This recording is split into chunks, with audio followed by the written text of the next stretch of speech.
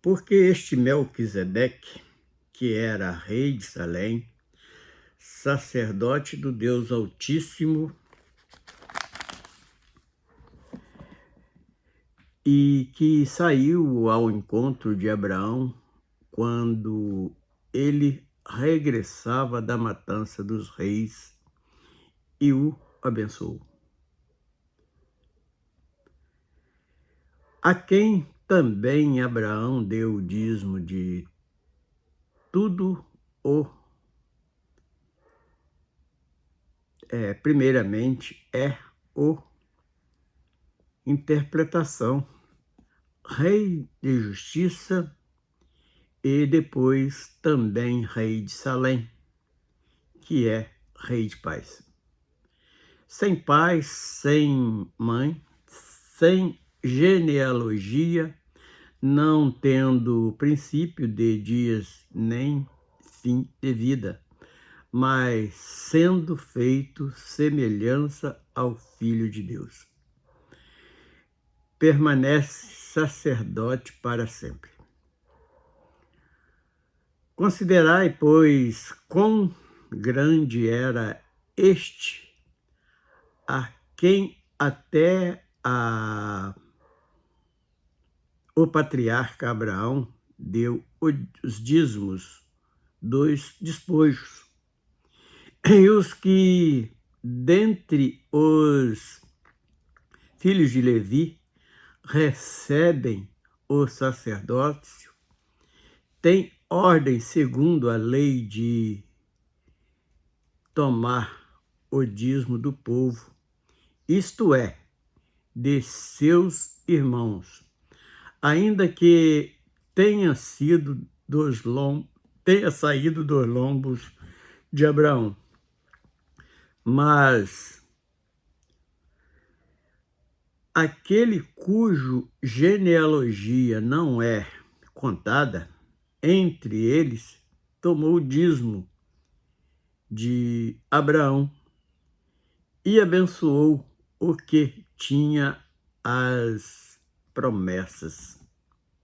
Ora, sem contradição alguma, o menor é abençoado pelo maior. Vamos até aqui, este versículo 7.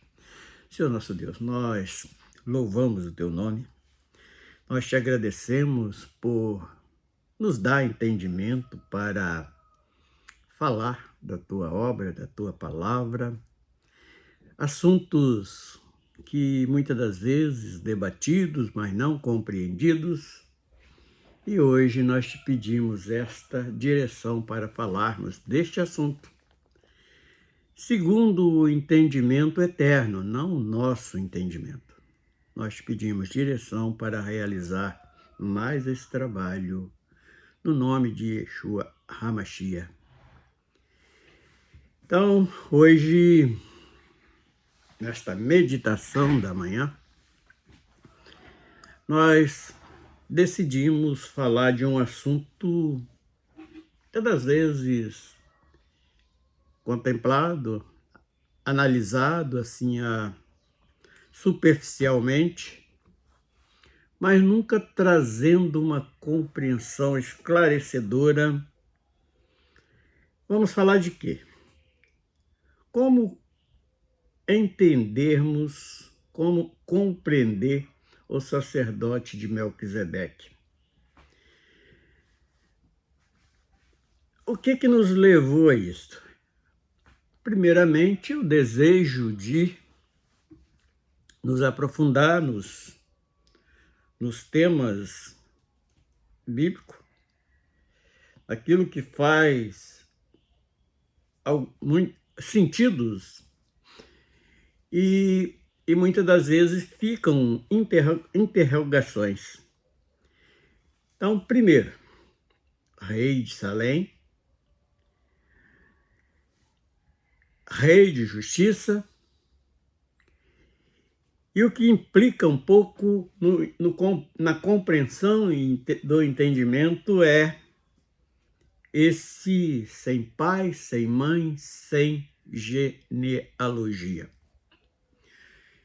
nós precisamos meditar o quê? Quando parte desse princípio, vamos voltar lá ao primeiro versículo lido do capítulo 7, verso 1. Porque este Melquisedeque, quem era rei de Salém, esse Melquisedeque, que era rei de Salém, sacerdote do Deus Altíssimo. Vamos parar nessas duas frases. Primeiro, precisamos compreender o que era, que lugar era este Salém.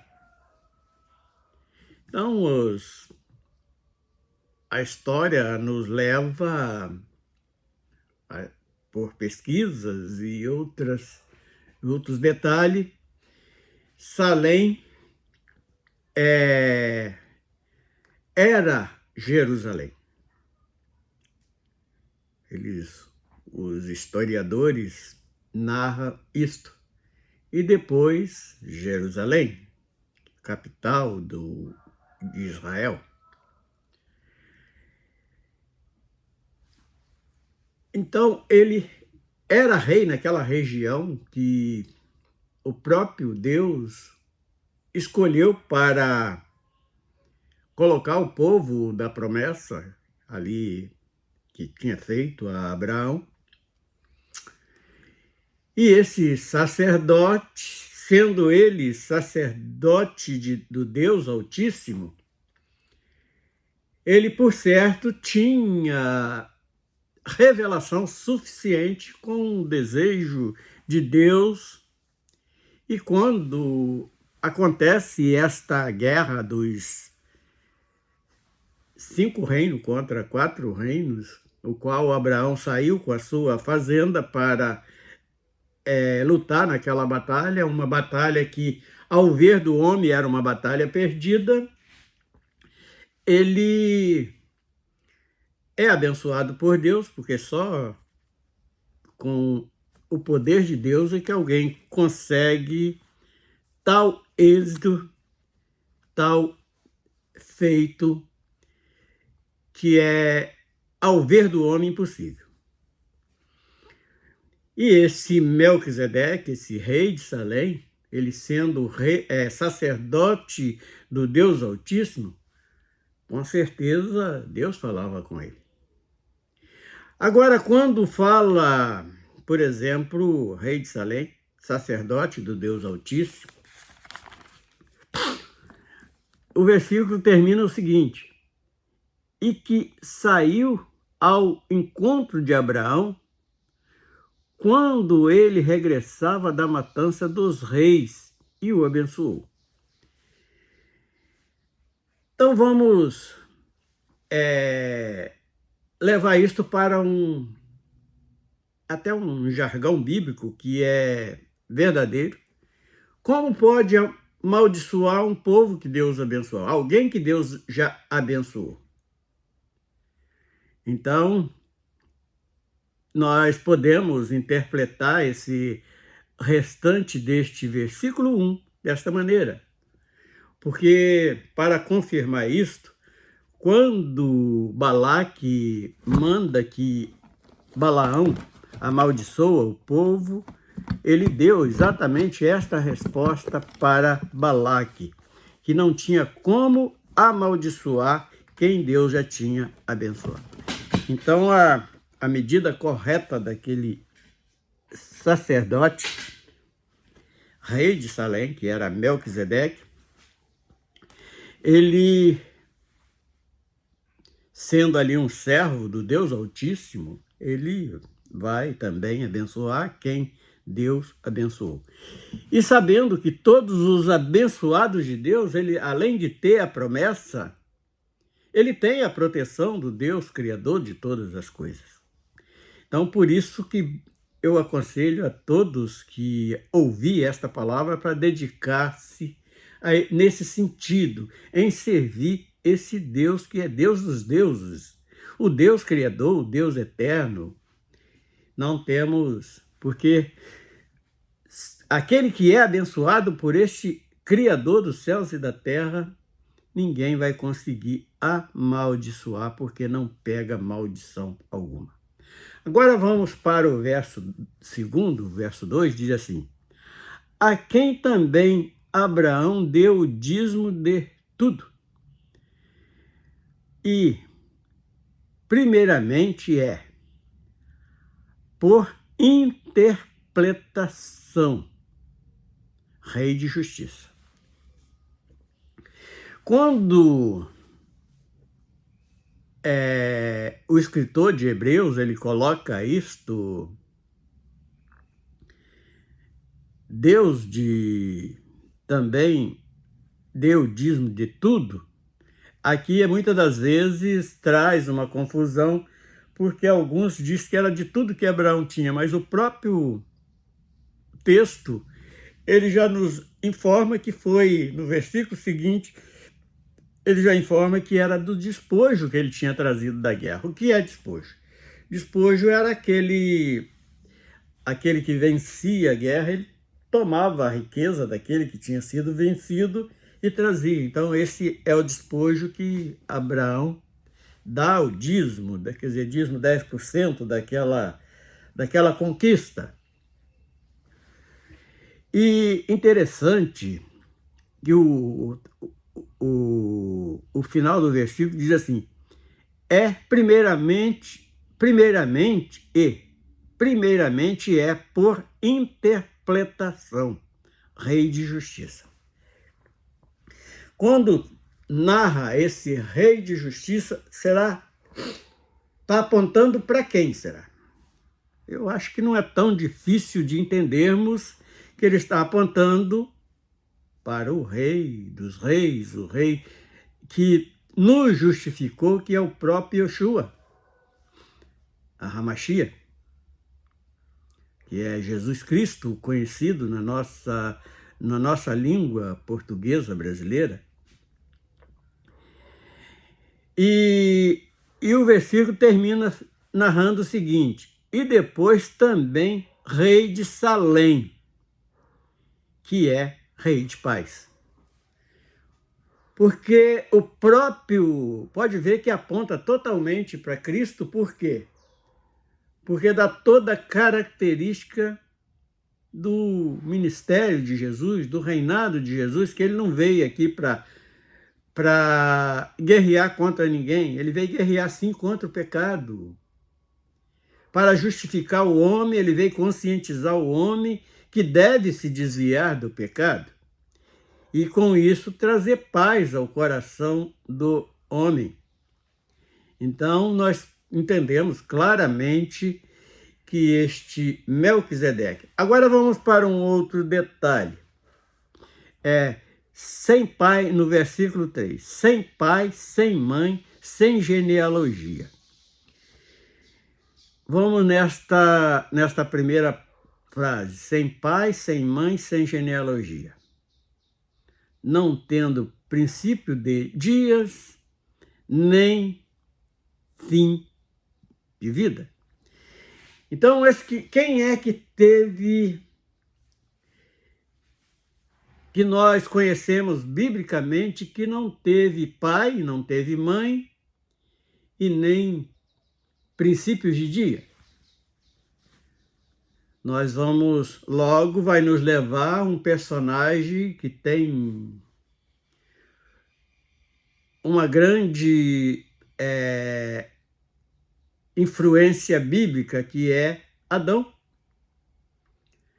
Deus, quando cria Adão, ele cria num tempo que não tinha contagem de tempo. Por isso nós falamos que Adão, o homem, foi criado na eternidade. E quando Deus cria Adão, ele não tinha pai, não tinha mãe, ele foi tomado lá do pó da terra, uma bola de barro, e feito um boneco, e ganha vida depois daquele assopro que o nosso Criador dá nas narinas de Adão, do homem. Então, nos remete, esse verso 3, nos remete a Melquisedeque, a este Adão.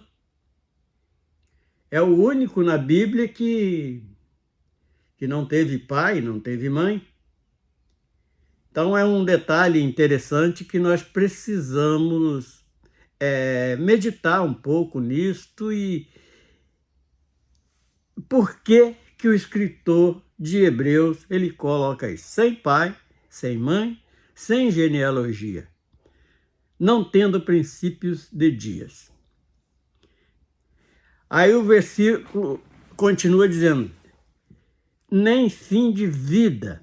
Aí ele já volta outra vez a apontar para o próprio Criador dos céus e da terra, do próprio Jesus, que é conhecido na nossa língua brasileira, portuguesa brasileira, porque apesar de Jesus ter sido morto lá no Calvário, mas ele não continuou morto, ele ressuscitou e vive, e vai viver eternamente. Então, ele está remetendo outra vez esse sacerdócio ao próprio Filho de Deus.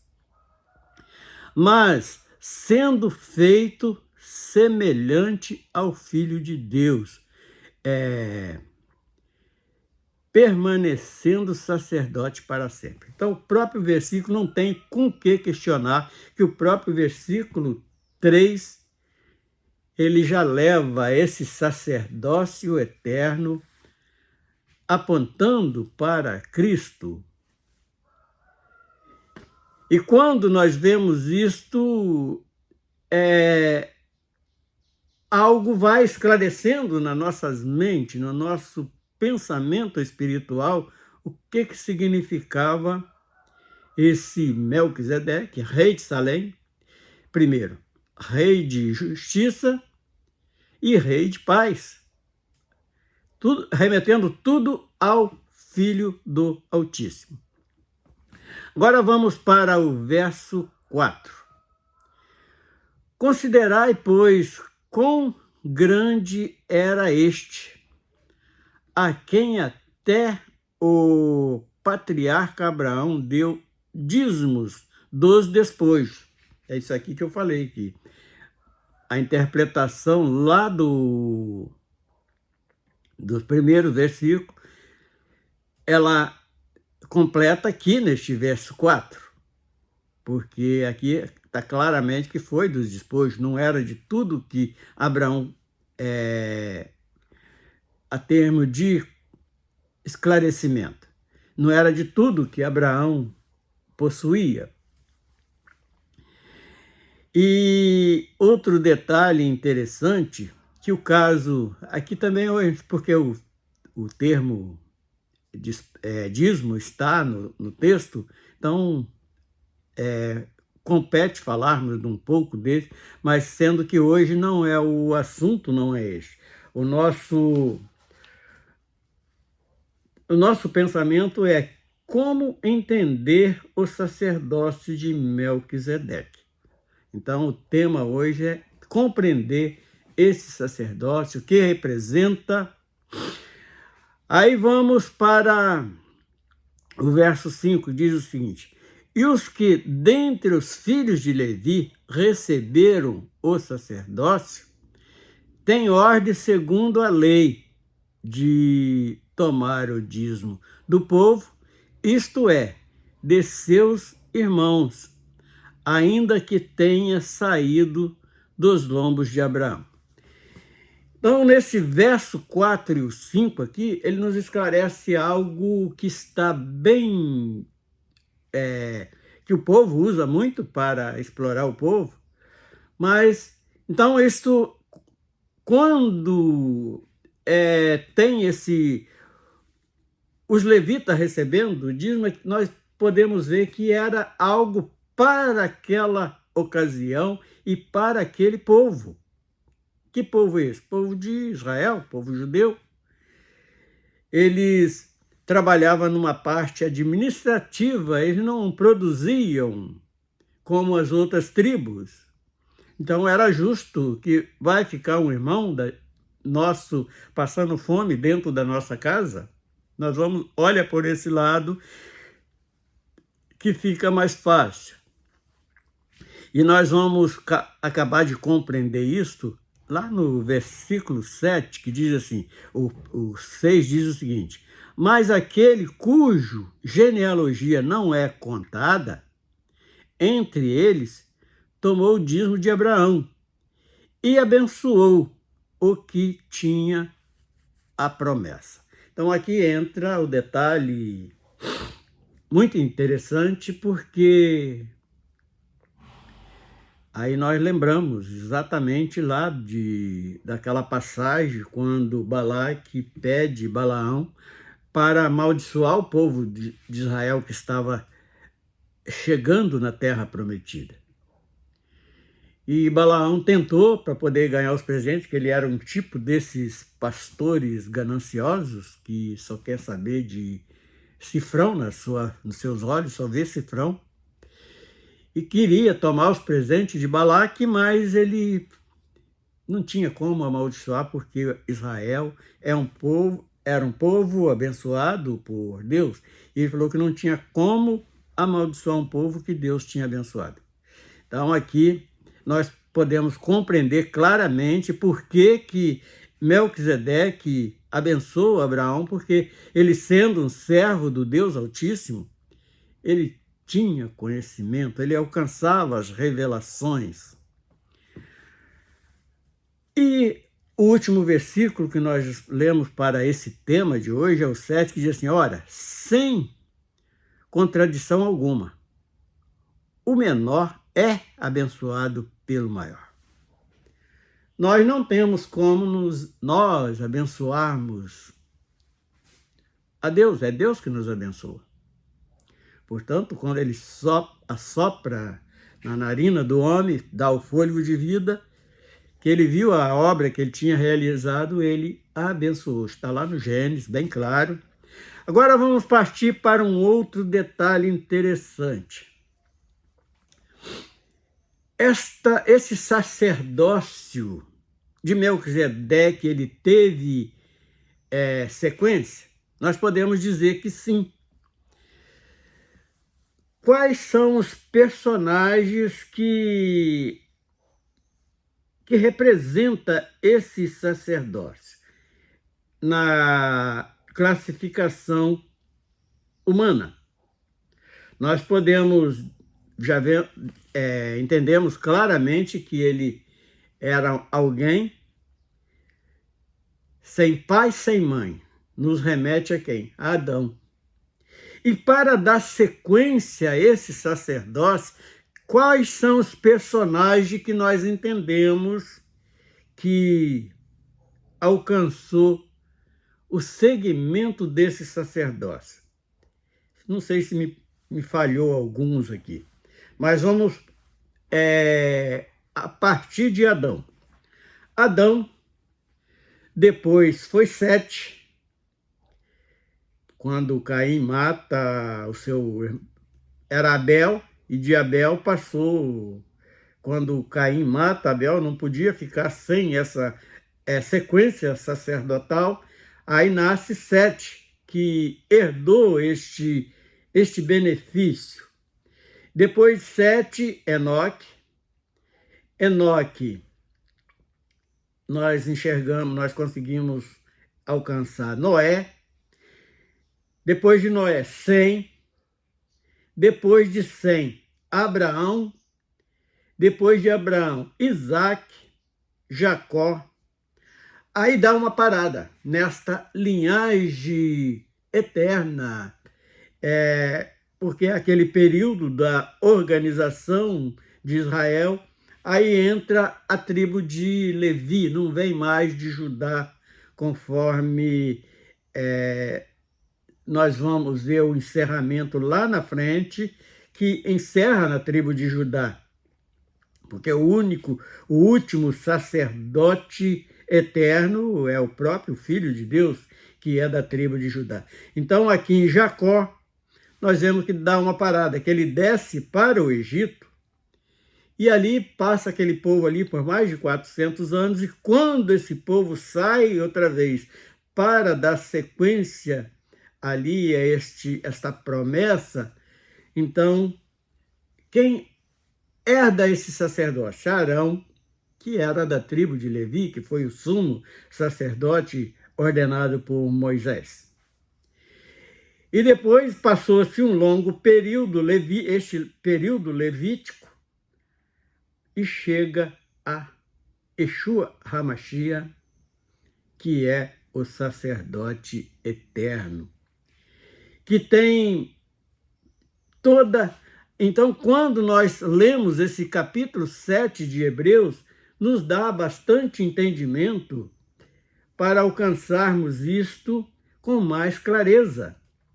Então, esse sacerdócio levítico, ele foi um parênteses entre a trajetória e depois assume Jesus, apesar de ele ter matado, ele ter tido que morrer para expiar os nossos pecados, para nos resgatar da escravidão do pecado, mas ele ressuscita e vai continuar sacerdote eterno para sempre, como diz lá o texto que nós acabamos de ler. Agora, voltando mais um pouco. Esse sacerdote representando o próprio reinado, o sacerdócio eterno, Salém, quer dizer cidade de paz. Quem não teve genealogia? Adão. É a primeira pergunta que nós colocamos.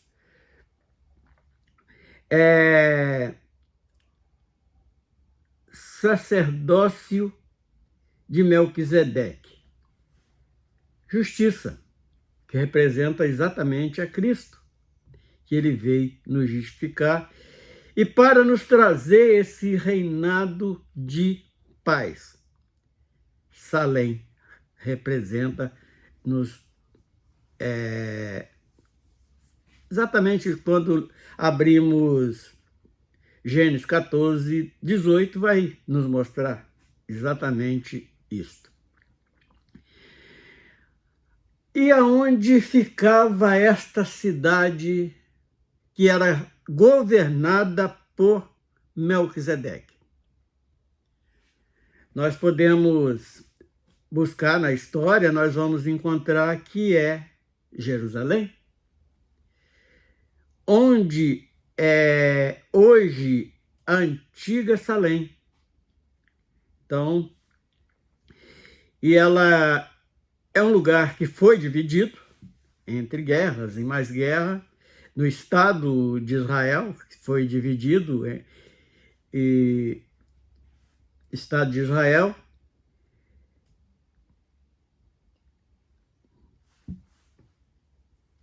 foi Jordânia, Cisjordânia, o território de Salém, ele atinge toda essa região. E o território palestino também está incluído nesta região de Jerusalém e as áreas montanhosas ao oeste do Mar Morto. Então, para sabermos onde era esta cidade, está mais ou menos geograficamente relatado na história, e não é tão difícil pesquisar isso. Salém. Jerusalém, inclusive, foi tirado exatamente desse Salém. E o nome Jerusalém remete a isto. E onde é hoje o território da antiga... Onde é hoje o território da antiga Salém? Jerusalém, que foi dividido do Estado de Israel, Cisjordânia, território palestino, Jerusalém, as áreas montanhosas ao oeste do Mar Morto. Então, é o que nós tínhamos hoje em pesquisa para relatar nesta... Porque é bom para tirar a curiosidade de alguém. E quais são os significados disto? Porque na Bíblia tudo tem um significado muito importante. E nós vamos encerrando, glorificando o nome do nosso Deus. Senhor Deus, nós glorificamos a Ti por mais este grande privilégio de alcançarmos, Senhor, alguns entendimentos daquilo que muitas das vezes traz tantas curiosidades. E hoje nós conseguimos, Senhor, tirar um pouco de dúvida de alguém, até a nossa própria dúvida, e nós queremos só te agradecer até a volta de Jesus, que a tua igreja aguarda. Amém.